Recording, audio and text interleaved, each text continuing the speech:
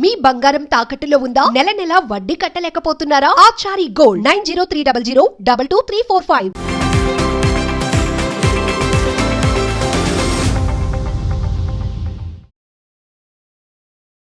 నమస్తే, welcome to magnet TV. నేను Aditya. IPL 2025లో RCB ఘన విజయం సాధించి కప్ని అయితే కైవసం చేసుకుంది. మరి 18 సంవత్సరాల తర్వాత కప్ని సొంతం చేసుకున్నటువంటి ఆర్సీబీ టీంకి ఓవరాల్గా బెంగళూరు ప్రజలకి, కర్ణాటక ప్రజలకి ఆనందం ఎక్కువసేపు నిలవలేదేమో అనిపించింది. దానికి ఎగ్జాంపుల్గా చిన్నస్వామి స్టేడియంలో జరిగినటువంటి ఘటనే. మరి దీని గురించి పూర్తి వివరాలు తెలుసుకునే ప్రయత్నం చేద్దాం. ప్రస్తుతానికి మనతో పాటు స్టూడియోలో ఉన్నారు ప్రముఖ సీనియర్ జర్నలిస్ట్ అండ్ అనలిస్ట్ మహర్షి గారు. సార్తో మాట్లాడతారు. సార్ నమస్కారం. సార్ నమస్తే ఆదిత్య. 18 సంవత్సరాల తర్వాత కప్పు గెలుచుకున్నామన్న ఆనందం కొద్ది సమయం కూడా లేదు సార్. దాదాపుగా తొక్కి స్టార్ట్లో 11 మంది చనిపోవడం జరిగింది, 33 మంది గాయపడడం జరిగింది. అసలు ఈ ఘటనపై మీ కామెంట్ ఏంటి? అసలు ఎవరి వైఫల్యం వల్ల ఇదంతా జరిగి ఉండొచ్చు? అసలు అంటే ఇక్కడ ప్రాబ్లం ఏంటంటే మనకు క్రౌడ్ మేనేజ్మెంట్ అనే దాని మీద అవగాహన లేదు. మన దేశంలోనే లేదు. కర్ణాటకను ఇంకొకరినో అనడానికి లేదు, కానీ మన దేశంలోనే క్రౌడ్ మేనేజ్మెంట్ మీద మనకు ప్లానింగ్ లేదు. అందుకే ఎక్కడ చూసినా ఇవెందుకు ఇప్పుడు జాతరల్లో చచ్చిపోతారు, కుంభమేళాలో చచ్చిపోతారు, మొన్న తిరుపతిలో వైకుంఠం దీనికోసం చచ్చిపోయారు, అంతకుముందు పుష్కరాల్లో చచ్చిపోయారు. ఎన్ని చూసాం మనం. ఎందుకంటే ఎక్కడైనా సరే ఏమిటంటే ఒక స్పేస్ మేనేజ్మెంట్ అంటారే, అంటే ఒక ఎకరా స్థలములో ఆ ఈవెంట్ జరుగుతూ ఉందనుకున్నాం.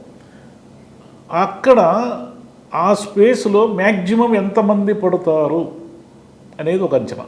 అంటే వీళ్ళు ఏం చేస్తారంటే జనరల్గా మనకు ఇక్కడ జరిగే తప్పు ఏమిటంటే, ఒక 100 మంది పోలీసులు పెట్టేశాము, వాళ్ళు నియంత్రించేస్తారు. ఇలా ఏవో పిచ్చి లెక్కలు ఉంటాయి. పోలీస్ సెక్యూరిటీ ఫుల్, ఎవరిని అధికారులు అడిగారు అనుకోండి, ఫుల్ పెట్టాం సార్ పోలీస్ సెక్యూరిటీ, 10 మంది ఎస్ఐలు, 20 మంది సిఏలు, 4 డిఎస్పీలు, ఒక 200 మంది మెన్ ఉన్నారు, సేమ్ నో ప్రాబ్లం అన్నట్టుగా చెప్పేస్తారు. తీరా చూస్తే ఫైనల్గా ఏం చేస్తారంటే చేతులు ఎత్తేస్తారు. ఇది పోలీసులు కూడా మనుషులే కదా, ఎంత నియంత్రించగలరు? వాళ్ళు చేయలేరు. కాబట్టి ముందు స్పేస్ మేనేజ్మెంట్ మీద వీళ్ళు ముందే ప్లాన్ చేయరు. ఒక ఏరియా ఎంత, స్టేడియం ఎంత ఉంది, దాని కెపాసిటీ ఎంత, దాని కెపాసిటీ 40,000, అంటే మ్యాక్సిమం ఎంత వస్తారు. ఒక పెద్ద ఈవెంట్ ఇది క్రికెట్. మన దేశంలో ఏమిటి పెద్ద ఈవెంట్లు అంటే ఏంటి? క్రికెట్, సినిమా, భక్తి, ఈ మూడే కదా. సినిమా అల్లు అర్జున్ వస్తున్నాడంటే వచ్చేసారు, 1000 మంది వచ్చేసారు. ఆ పిల్లవాడు ఇప్పటికీ స్పృహలో లేడు, ఆమె చచ్చిపోయారు. ఇంత దారుణం అది. జాతరలు, ఏదన్నా క్యూ లైన్లో ఏమిటి? దేవుడు ముందే పోవాలి, మనం ముందే టికెట్ తెచ్చుకోవాలి, మనం ముందే చూడాలి అనే ఉత్సాహంలో ఒకరి మీద ఒకరు పడి చచ్చిపోతారు. క్రికెట్ కూడా అదే కదా. క్రికెట్ కూడా ఎప్పుడు ఇవన్నీ మాస్ కదా. ఓకే, మాస్గా అంటే 40,000 మంది వచ్చే స్టేడియం దగ్గర 2 లక్షల మంది వస్తే ఏం చేస్తారు? 5 ఇంతలు వస్తే ఏం చేయాలి జనం? అలా దాన్ని కంట్రోల్ చేయాలి. పోలీసులు ఎంతమంది పోలీసులు అయితే మాత్రం కంట్రోల్ చేయగలుగుతారు? చేయలేరు. ఎక్కడ ఒక చిన్న తప్పు జరిగినా ఏమవుతుందంటే ఒకరి మీద ఒకరు పడిపోయి చచ్చిపోతారు. ఓకే, ఊపిరాడదు కదా. ఒకరి మీద దొర్లుకుంటూ వెళ్ళిపోయారు అనుకోండి. ఒక చిన్న స్కిప్ అయిపోతే, ఒక 4 స్కిప్ అయిపోతే ఏం జరుగుతుందంటే ఆ 4 మీద మళ్ళీ ఒక 10 మంది వచ్చి పడిపోతారు. ఆ 10 మంది మీద ఇంకో 20-30 మంది వెళ్ళిపోతారు. అంటే డెత్స్ అనేవి చాలా వేగంగా జరిగిపోతాయి. మీకు ఎన్ని ఇన్సిడెంట్లు జరిగినా మళ్ళీ జరుగుతూనే ఉంటాయి.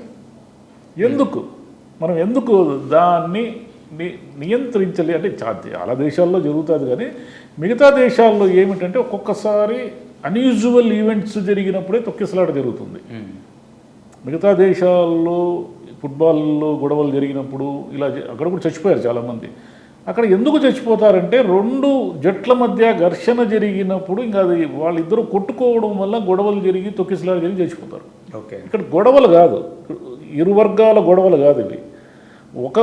ఒకటే వర్గము అక్కడ తాము జాతరకు వెళ్ళడానికో, దేవుడిని చూడడానికో, లేదా క్రికెట్ చూడడానికో, లేదా తమ అభిమాన హీరోని చూడడానికో వెళ్ళి చచ్చిపోతారు. అంటే వీళ్ళు ఏమిటంటే ఎమోషనల్.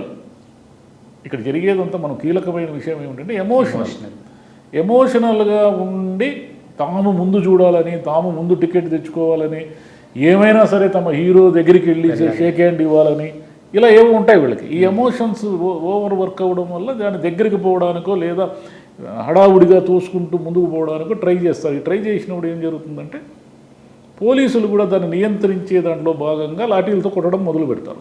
లాఠీలతో కొట్టడం వల్ల మరింత తొక్కిసలాట జరుగుతుంది. మరి ఏం చేయాలంటే ముందు మీరు అక్కడ ఎంతమంది వస్తారు, అది ఎంతమందికి పడతారు అని ఎస్టిమేషన్ లేకుండా, మీరు కంట్రోల్ లేకుండా జనాన్ని ఇష్టానుసారం వదిలేస్తే ఇదే జరుగుతుంది. ఇంకా జరుగుతాయి. ఇప్పుడు ఏదో బీజేపీ గవర్నమెంట్ కాంగ్రెస్ గవర్నమెంట్ ఏదో నిందించింది, కానీ కాంగ్రెస్ గవర్నమెంట్ ఏం చేస్తుంది? మీ బీజేపీ హయాంలో కుంభమేళాలో జరగలే? కుంభమేళ మీ ఆధ్వర్యంలో జరిగిండేదే కదా. మీ ఆధ్వర్యంలో జరిగిన కుంభమేళాలో మరి ఎందుకు తొక్కిసలాట జరిగింది? మరి అన్ని లక్షల మంది వస్తారని, ఇక్కడైనా అన్ని లక్షల మంది వస్తారని అంచనా లేదు. కుంభమేళాకి ఖచ్చితంగా విపరీతంగా జనం వస్తారని మీకు తెలుసు.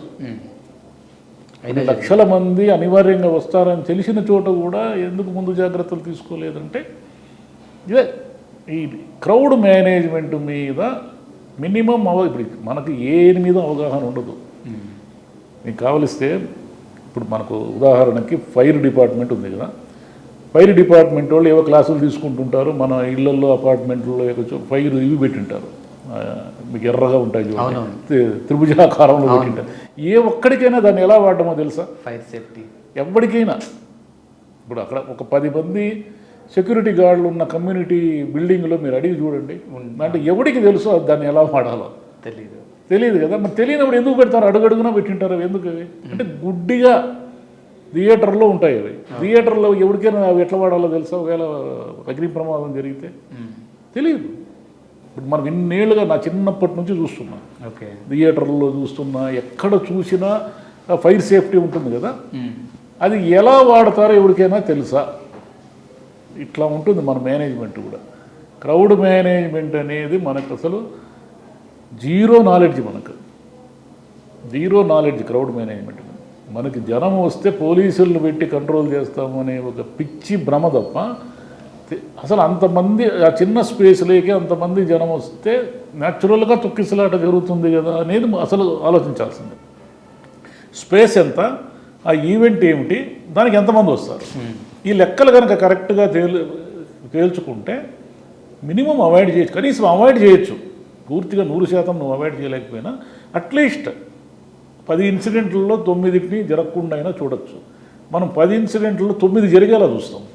ఒకటి ఏదో యాక్సిడెంటల్గా మన అదృష్టం కొద్ది మిస్ అవుతుంది అంతే తప్ప ఈ క్రౌడ్ మేనేజ్మెంట్ తెలియకపోవడం వల్ల ఇంకా ఇలాంటివన్నీ ఇంకా ముందు జరిగింది. ఎందుకంటే జనానికి ఒక వెర్రి అభిమానం ఏదో ఒకటి, జనానికి ఏదో ఎంటర్టైన్మెంట్ కావాలి. నేను పలానా క్రికెట్ స్టార్ని దగ్గర నుంచి చూశాను చెప్పుకోవడం. ఇప్పుడంతా ఈ సెల్ఫీలు పిచ్చి ఒకటి ఉంది కదా, ఈ ఫోటోలు పిచ్చి ఒకటి ఉంది. ఫోటోలు తీయడము, వాళ్ళ ఫ్రెండ్స్ గ్రూపుల్లో పెడితే 100 మంది లైకులు కొడితే వీళ్ళు ఏదో హీరోలు అయిపోయినట్లు ఫీల్ అయిపోవడం. ఇదే కదా జరుగుతుంది. దీనికోసం ఈ ఎగ్జైట్మెంట్ కోసము ఎన్ని తిప్పలు పడాలో అన్ని తిప్పలు పడుతున్నారు. రైళ్ల మీద ఎక్కి రీల్స్ తీసేవాళ్ళు కూడా ఉన్నారు కదా. కాబట్టి ఈ అనవసరమైన కుతూహలం వల్ల జనము, ముఖ్యంగా యూత్, చిన్న పిల్లలు చచ్చిపోయారు అన్యాయంగా. వాడికి 12 ఏళ్ళు 13 ఏళ్ళ పిల్లవాడు శవం చూస్తే ఎంత బాధేస్తుంది. ఎంత జీవితం ఉంది వాడికి, వాళ్ళ అమ్మ నాన్న ఎన్ని కళ్ళు కనింటారు వాడి మీద. అన్యాయం కదా ఇది. కాబట్టి దీనికి రాజకీయాల రంగు పులమడం అనవసరం. ఇప్పుడు ఎట్లయితే మెల్లిగా ప్రతిదీ ఎక్కిస్తూ ఉంటే దాని కొంతకాలానికి అలవాటు పడతారు. ఇప్పుడు సిగరెట్ల మీద ఏళ్ల తరబడి నెగిటివ్ పబ్లిసిటీ చేసి ఇప్పటి జనరేషన్లో, మా జనరేషన్లో 10 మందిలో 9 మంది తాగేవాళ్ళు. ఇప్పటి జనరేషన్లో కనీసం 10 మందిలో 2 తాగుతున్నారు. 8 మంది సిగరెట్లు తాగడం లేదు. యూత్ మీరు కాలేజ్ సరే వాళ్ళు వేరే అలవాట్ల మందు తాగేవాళ్ళు ఎక్కువ ఉంటారు, అది వేరే విషయం. యూత్ని మీరు గమనించండి, చాలామంది యూత్ ఇప్పుడు నాన్ స్మోకర్స్. దీనికి కారణం ఏమిటంటే ఏళ్ల తరబడి సిగరెట్ వల్ల నష్టాలు అని ప్రచారం చేయడమే కాకుండా స్ట్రిక్ట్గా బహిరంగంగా సిగరెట్లు కాల్చే వాళ్ళకి ఫైన్లు వేయడము. ఒకప్పుడు మేము చిన్నప్పుడు థియేటర్లో లేకపోతే దుర్వాసన, అంటే థియేటర్లో ఉన్న మగవాళ్లలో మోర్ దాన్ 50% బీడీలు సిగరెట్లు తాగుతూనే ఉండేవాళ్ళు. పొగ స్క్రీన్ అంతా పొగే. ఈరోజు థియేటర్లో ఒక్కడు కూడా సిగరెట్ తాగడం. ఎందుకంటే అలవాటు చేయాలా, డిసిప్లిన్ అలవాటు చేయాలా. క్రౌడ్ మేనేజ్మెంట్ కూడా అదే.